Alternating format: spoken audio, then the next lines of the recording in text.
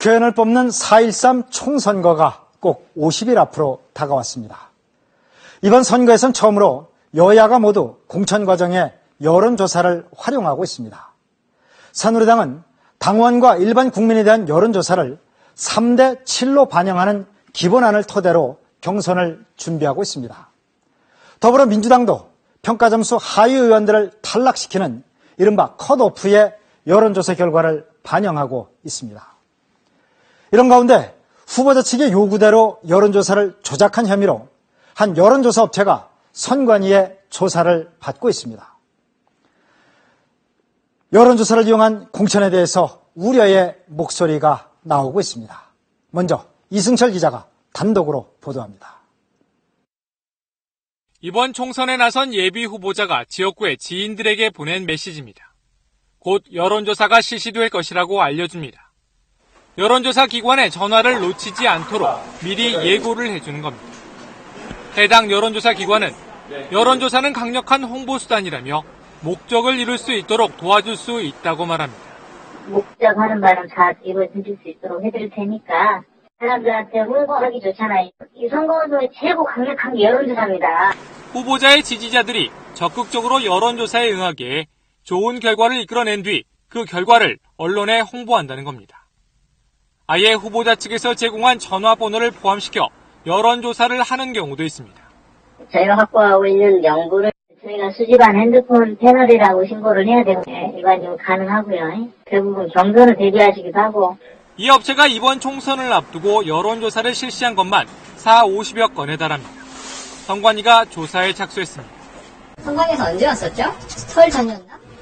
아니요, 저번 주에 선관위는 관련 데이터베이스와 전화 회선 기록 등을 확보하고 디지털 포렌식 팀을 투입해 정밀 분석 작업을 벌이고 있습니다. 선관위는 여론조사 의뢰자 등도 불러 조사한 뒤 고발 여부 등을 결정할 방침입니다. 또 비슷한 행태의 여론조사가 다른 기관에서도 이루어졌을 것으로 보고 조사를 확대하고 있습니다. KBS 뉴스 이승철입니다. 그런데 여론조사 경선에는 또 다른 문제가 숨어 있습니다. 바로 오차입니다. 표본 오차가 95% 신뢰 수준에 플러스 마이너스 3%포인트인 경우를 한번 보겠습니다. A 후보자가 32%, B 후보자가 30%를 득표했을 때 통계적 의미는 100번을 조사했을 때 95번의 경우 A 후보자는 29에서 35%, B 후보자는 27에서 33%를 득표한다는 겁니다. 이렇게 두 후보가 오차 범위 이내에 있을 경우에는 통계적으로는 우열을 가릴 수 없습니다. 이 때문에 패한 후보가 결과에 이의를 제기할 가능성을 배제할 수 없다는 지적이 나옵니다. 경선 여론조사에 사용되는 이른바 안심번호도 문제입니다. 050으로 시작하는 안심번호는 요즘 택배 발송장에도 많이 사용됩니다. 택배 배송 과정에서 실제 전화번호가 노출되는 걸 방지하기 위해 가상번호를 만들어 실제 번호와 연동한 겁니다. 그런데 이 안심번호로 전화를 했을 때 받는 사람이 해당 지역 유권자가 아닌 경우가 적지 않은 것으로 나타나고 있습니다.